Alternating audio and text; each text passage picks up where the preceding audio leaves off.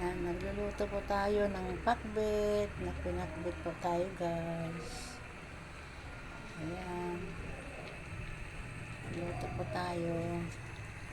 Ayaw ko po kasi maglagay ng talong sa pakbet. Ayaw ko po yun. Ayan, kaya ganito po yung gulay ko po. Ayan. Pakbet po ito. Ayan. Thank you, thank you. Ayan po. Ayan.